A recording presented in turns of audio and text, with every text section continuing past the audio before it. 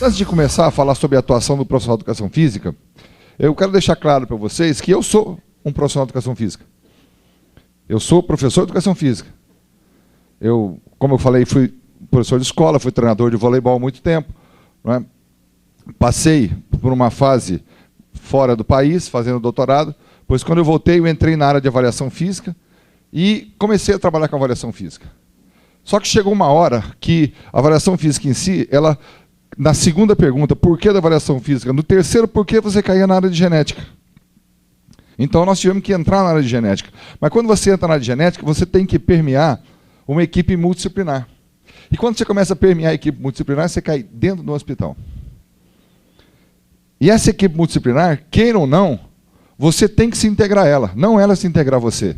Então não adianta você cair de paraquedas numa clínica multidisciplinar ou dentro do hospital, que você não vai conseguir acompanhar. Você tem que primeiro o quê? Ter informação. Aprender um pouquinho daquilo que eles estão falando. Entender um pouquinho qual é o seu papel. E mostrar para eles a importância de você fazer parte dessa equipe multidisciplinar. Então o profissional de educação física, hoje, ele está inserido já na área da saúde. Existe uma legislação aí já que insere o professor de educação física na área da saúde. A CAPES, por exemplo, que é o órgão que regula e que avalia os programas de estrito sensu no Brasil, né? Ela, por ser um órgão de fomento, a educação física está na área 21. O que é a área 21 da CAPES? É fonoaudiologia, terapia ocupacional, fisioterapia e educação física. Essa é a área 21 da CAPES. Que a educação física, ela ponteia em pesquisa essa área. Olha que bacana. Então, quando você começa a entender realmente o papel do profissional, esse profissional de educação física, nós já estamos inseridos, tanto na CAPES quanto no CNPq, na área 21, quer dizer, a área da saúde. E esse ponto fundamental que você tem que parar, olha, onde é que eu quero entrar? Então, eu vou mostrar para vocês uma nova atuação do profissional de educação física. Como é que funciona, como é que a gente trabalha dentro do hospital. E como é que a gente treina os nossos garotos para trabalhar dentro do hospital. Por quê? Ele não só trabalha dentro do hospital, como ele também vai para uma clínica multidisciplinar e consegue desenvolver um bom trabalho. E vou dizer uma coisa para vocês. É mais fácil trabalhar dentro do hospital do que numa academia. Sabiam disso? Muito mais fácil. Sabe por quê? No hospital, você tem a segurança de que a pessoa que você está trabalhando está controlado. Está controlado todas as doenças que ela tem. Ela está controlada. Lógico que podem ter os problemas, mas você está garantido, você está segurado, porque tem um médico que se responsabiliza por tudo. Então, como é que funciona isso? Veja, novamente, a universidade, o serviço onde a gente presta, onde tem um LABIM, Laboratório de Biociências do Movimento Humano. Esse aqui é o LABIM, olha. Sempre com a dermatografia, palma da mão. A gente utiliza a dermatografia dentro do hospital para prescrever o treinamento. Aí você tem, qual que é o objetivo, a linha de pesquisa do LABIM? Olha, avaliação e prescrição da atividade física de grupos especiais, obesos mórbidos, doenças metabólicas, nutricionais, diabetes e idosos deficientes. Essa é a nossa linha de pesquisa. É aqui que nós orientamos no mestrado e no doutorado. Essa é a linha, é o ponto de trabalho nosso. É onde o profissional de educação física se insere. Lógico que se insere nutricionista, fisioterapeuta, vários outros. Mas na minha área, onde eu trabalho, a inserção é feita aqui. Tem orientandos, nutricionistas, fisioterapeutas, lógico, mas todos voltados para essa área. Qual o objetivo do LABIM? Verificar os efeitos, aqui falta o E, da prática regular de exercícios físicos em portadores de obesidade mórbida. Olha, efeitos da prática regular. Pré e pós-cirurgia bariátrica, nos parâmetros genéticos, metabólicos, composição corporal, capacidade funcional e qualidade de vida. Esse é o objetivo do LABIM, do Laboratório de Biociências do Movimento Humano. Então, todos que se integram ao LABIM, o que é o LABIM? É um laboratório credenciado pelo CNPq, onde ele é utilizado somente para fazer pesquisa. E os alunos que estão fazendo parte do LABIM, aqueles que se destacam em produção científica, que vão para congresso, tudo, eles ganham uma bolsa do CNPq. Não é muito não, tá? É em torno de R$420, mas dá para pagar as despesas dele. Então é importante você entender. Isso como aluno, hein? Como aluno de graduação. Então, por isso, brigue na tua escola, eu quero fazer parte do PIBIC. PIBIC chama. São bolsas que tem. Vamos trabalhar nisso. Vocês querem fazer parte do PIBIC. Isso é importante. Aluno de graduação. Agora, tem que pesquisar, tem que trabalhar no laboratório. Né? Aí que é difícil, né? Aqui é uma reunião do nosso grupo. Veja a quantidade de peso que tem aqui. Aqui é o pessoal peso pesado. Esse é o pessoal que vai operar ainda. Lá nós temos duas linhas, o pessoal que opera e o pessoal que não opera. Então essa reunião é nossa, olha. A gente comanda a reunião. Então o pessoal vai para lá e eles vão aprender um pouquinho como é que vai ser a vida deles lá com a gente.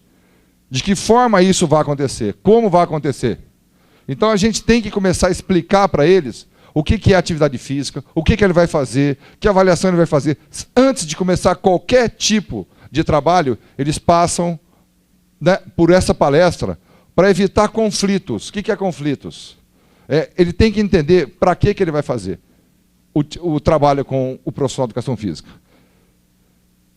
Aí tem o que é teste, o que é medida, o que é avaliação, né? Bem bacana para vocês entenderem. A gente tem os instrumentos que eu vou mostrar para vocês, nós temos a medida e temos a avaliação. Esse é o ponto fundamental nosso. Então, para cada tipo de população específica, tem um tipo de teste, de medida e avaliação. Por exemplo, esse grupo aqui, olha, não tem jeito de ter uma esteira, uma bicicleta, não tem como. Um aparelho de musculação, eles não conseguem sentar, olha o tamanho deles. Impossível, não tem equilíbrio. Então a gente tem que usar outros tipos de instrumentos. Então esse é o nosso programa. Olha. É o programa de atividade física. Veja, fase 1 e fase 2. Atividade específica de trabalho e estímulo da dinâmica respiratória, alongamento, exercício e flexibilidade. Fase 2, atividades aeróbicas, como bicicleta ergométrica, caminhada, ginástica de solo de baixo impacto. Grupos, aula de 60 minutos de duração, turno da manhã. Tá? Uma vez por semana só, cada turma. Sabe por quê? Porque o nosso trabalho é assistencial. Nada é cobrado. E nós só suportamos 300 pessoas por mês. Infelizmente. Nós não temos condições. Ninguém paga nada e ninguém ganha nada a mais. Então é importante, uma vez por semana só. Então nós temos toda semana atividade para eles. Tá? Supervisão de profissionais, educação física, fisioterapia, apoio da equipe médica, clínica de serviço, material. O que é material educativo? Nós damos um manual para ele. Que manual que é esse? Ele faz uma vez por semana para a gente e o manual ele leva para casa para fazer a atividade física dele em casa. Em casa. Veja só, a gente fica... Quer parar? Aqui, volta. Para lá, boa. Aí. O que é isso aqui? Isso aqui é um aparelhinho chamado Trisold.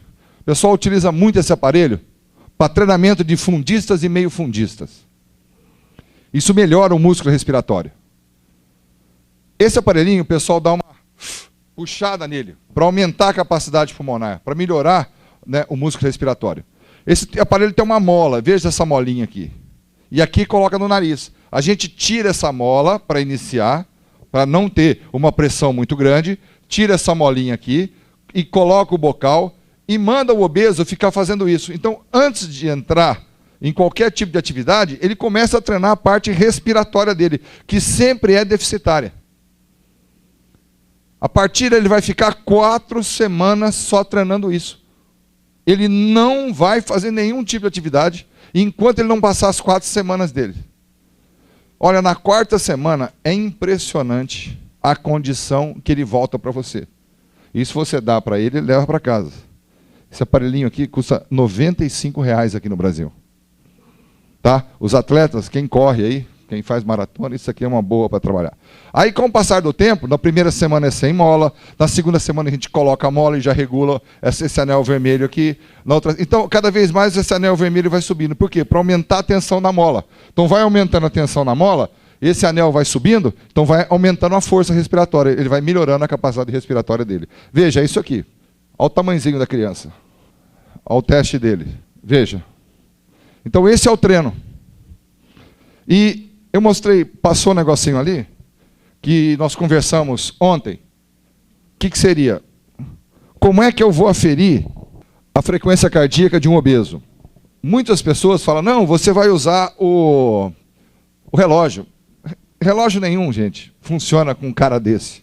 Olha o tamanho do peitoral dele, mais de 22 centímetros de espessura de gordura. Então a gente trabalha com um aparelhinho desse chamado oxímetro. Tá? A gente mede a saturação dele. Isso aqui afere. O pessoal, quando está internado e cai a saturação, você fica internado com esse aparelhinho na mão. Então fica pip, pip. Então quando a saturação começa a cair, o que acontece? Eles colocam aquele aparelhinho de oxigênio no teu nariz. Então a sua saturação começa a aumentar novamente. Você precisa de oxigenação. E esse aparelhinho, a cada 1 segundo, ele afere a frequência cardíaca. Ele tem um sensor muito potente. E o custo dele é muito mais baixo do que o próprio relógio. Porque o relógio não tem como usar com obeso. Tá? Porque a cinta tem que botar 3 fitas daquela. E depois não chega o sensor, o sinal elétrico no sensor. Então, usa-se um aparelhinho chamado oxímetro. Bom, aferiu a frequência cardíaca dele, né? Você começa a partir para o protocolo. Os testes que a gente utiliza. Então, os testes que a gente utiliza são simples. Como é que funciona? Primeiro, são relatórios, informações, a gente sempre compara os resultados com a referência, comparação com os resultados anteriores, né? Utiliza os resultados na elaboração do programa, a gente interpreta os resultados junto com o aluno, a gente nunca faz nada sem o aluno estar junto. O aluno tem que participar do nosso trabalho, né? Constrói os gráficos e recomenda para ele o trabalho. Sempre trabalhamos com uns instrumentos, veja, uma balança até 300 quilos. Não é uma balança normal. Além disso, veja, você sempre trabalha com essa balança, eles vão vestidos com a roupa deles, não tem como. Põe um tênis, o pé não cabe dentro do tênis, de tão inchado que é. Eles vão com a roupa deles. Tá?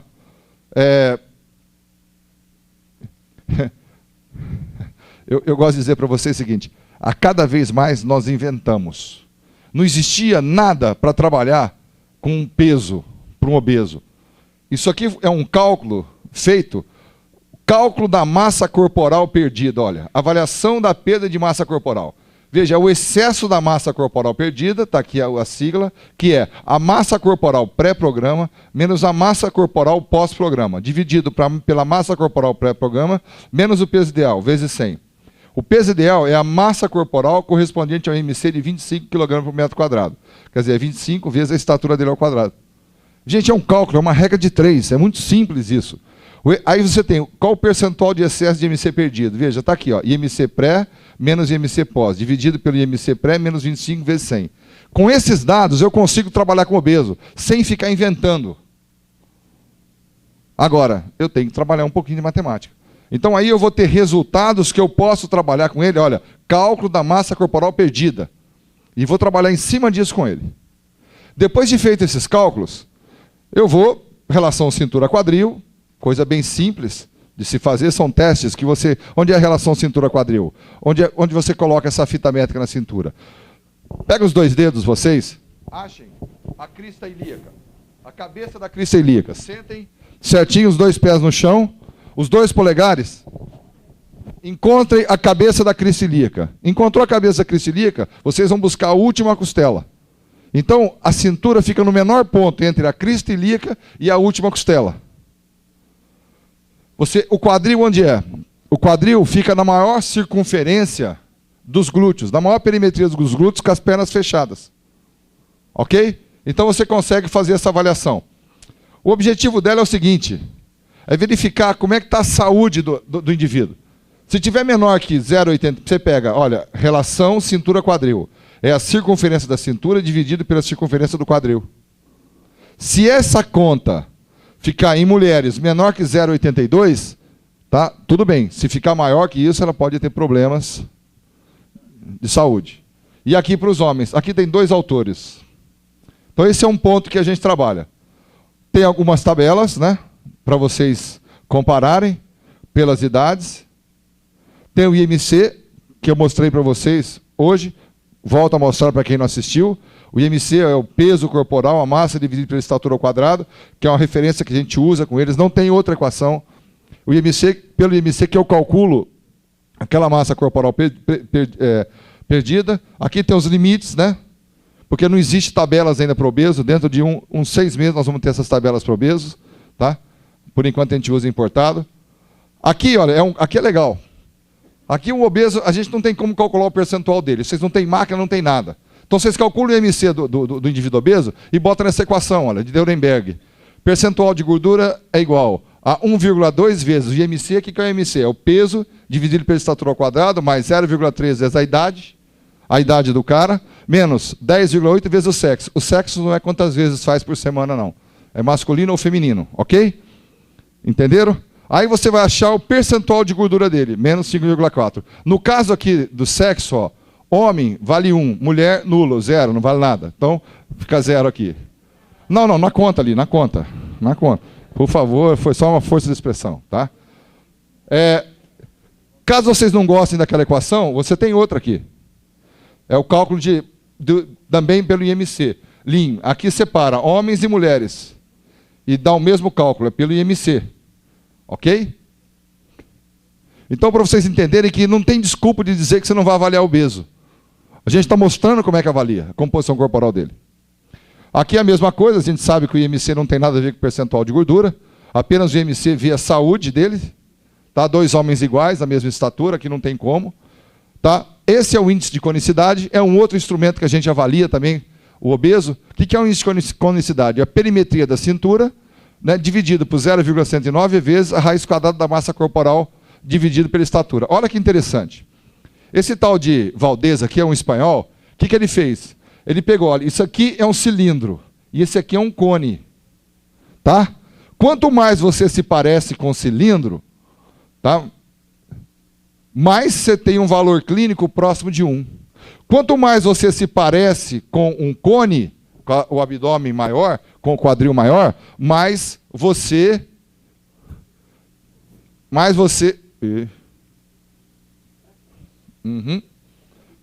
se parece com 1,73. Quanto mais alto der o índice de conicidade, mais risco de saúde você tem. Quanto mais baixo o índice de conicidade, menos risco de saúde você tem. Tá? Aqui é a análise da composição corporal que existem hoje no mercado. Eu coloquei isso hoje porque eu percebi que o pessoal tem dúvida quanto à avaliação física. Isso aqui são regras da avaliação física. Não é só da bioimpedância, não. É regras para qualquer tipo de avaliação, com compasso, com bioimpedância, com qualquer tipo de avaliação. Mesmo testes. Atenção, é importante que vocês entendam isso. Na hora da avaliação, você tem que levar em conta isso. Olha. Estatura, peso, alimentação, de 2 a 3 horas após a refeição. Urinar, no mínimo 30 minutos antes. Diuréticos, pode alterar o resultado. Exercícios 12 horas antes. Permanecer em pé em torno de 5 minutos. Tá? Não realizar o teste após banho e salda por causa da desidratação. Mulheres no meio do ciclo menstrual. Por quê? Onde a retenção hídrica é menor. Porque a mulher, quando inicia, ela aumenta de 1, 2 quilos. Né? Quem é que aumenta até 2 quilos aqui? Levanta o braço. Não, faça favor, Marcelo. É fogo, a gente descobre assim, né? Sem querer, né? O cara sai do armário. Mas vamos lá. Qual mulher que é acima de 3 quilos? 4 quilos, tem alguma? É porque a maioria aqui pratica atividade física. Porque nós temos mulheres que até 5 quilos. É impressionante. Tá? Então, você tem todo o teste, você tem que ter álcool, né, café ou chá, para você executar o teste. Aqui tem as bioimpedâncias, né? Essas 3 hoje já um pouco ultrapassada. Essa chamada Embody é a que está sendo mais utilizada, porque ela avalia 8 pontos táteis, é nova, veja, é um tipo de bioimpedância mais tranquila, e mais, ela avalia obeso. Essa aqui suporta 150 quilos, essa primeira que tem aqui embaixo, e essa outra aqui já parte para 250 quilos. Então, é uma bioimpedância que avalia o obeso mórbido. A gente utiliza muito essa bioimpedância lá dentro. Gente, isso tudo é o profissional de educação física que faz. Vocês estão vendo o quanto que é trabalhoso e o tanto que é importante a gente fazer parte desse grupo? Veja, aqui são as formas do jeito que são avaliadas a bioimpedância. Aqui é o nosso grupo trabalhando. Todos eles são alunos de educação física, ainda. Não são formados, mas todos eles observacional. Porque tem um professor tomando conta. Agora, ele sai na foto. Esse é o aparelho, veja. Essa é uma mulher que ia para a cirurgia. Essa outra tinha acabado de fazer a cirurgia, já estava com 28 quilos a menos. Tá? 28 já tinha saído da cirurgia.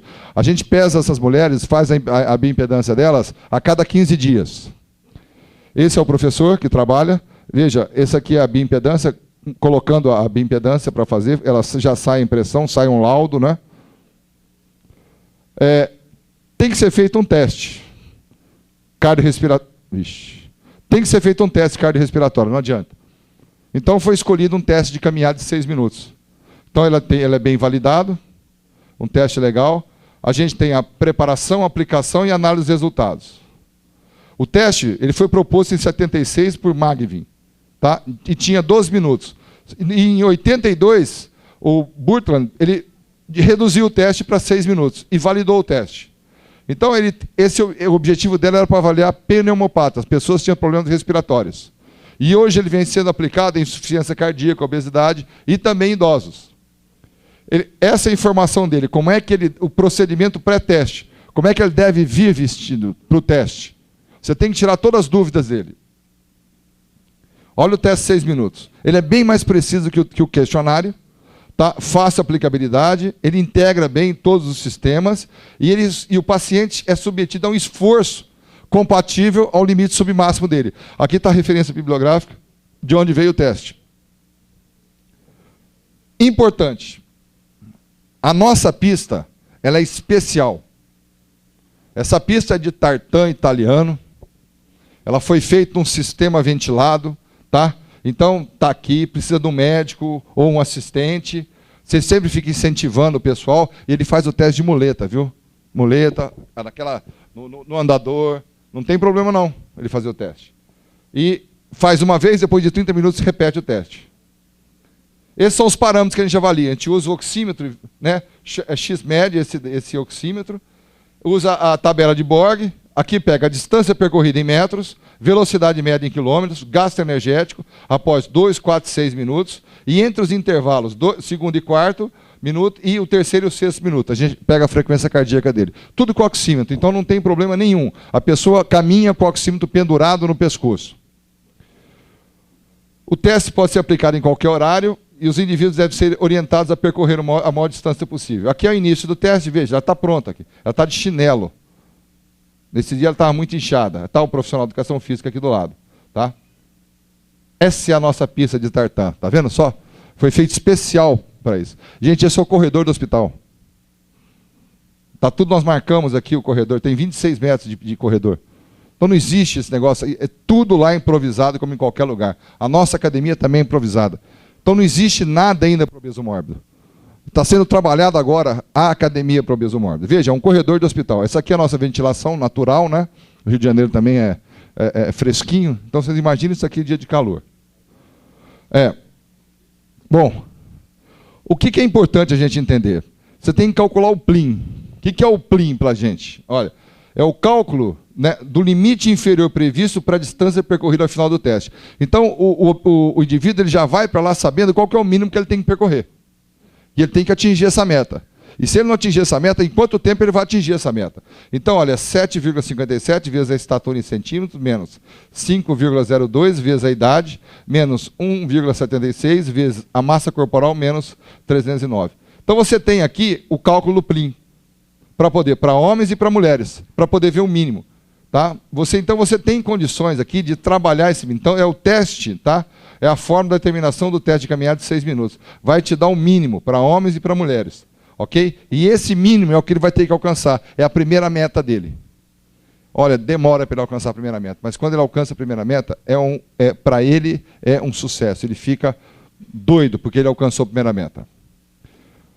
Aqui ele está sendo avaliado depois do teste. Aqui é feita a PA dele. E, novamente, a saturação e a frequência cardíaca. Né? Aqui é a escala de Borg. O método dermatoglífico, porque a gente utiliza o método para saber se o indivíduo é mais aeróbico ou anaeróbico. Tá? Para que isso? A gente utiliza os indivíduos que têm mais arco e mais presilha, são indivíduos, né, estatisticamente, os maiores velocistas do mundo, os maiores saltadores, os maiores corredores, eles têm esse padrão aqui, uma predominância maior de presilha e arco. O pessoal meio fundo e fundo tem uma predominância maior de verticilo. Então, com isso, a gente sabe se ele é mais aeróbico ou mais anaeróbico. Aí a gente prescreve o trabalho do obeso. Bom, feito isso, veja, nós temos o scanner, hoje, é um analisador das impressões digitais, né? Aqui a gente nos Estados Unidos demonstrando isso, esse trabalho num programa da AEA, Aquatic Exercise Association, mostrando também que isso funciona como terapia e como terapia aquática também. Não é? Essa aqui é a digníssima.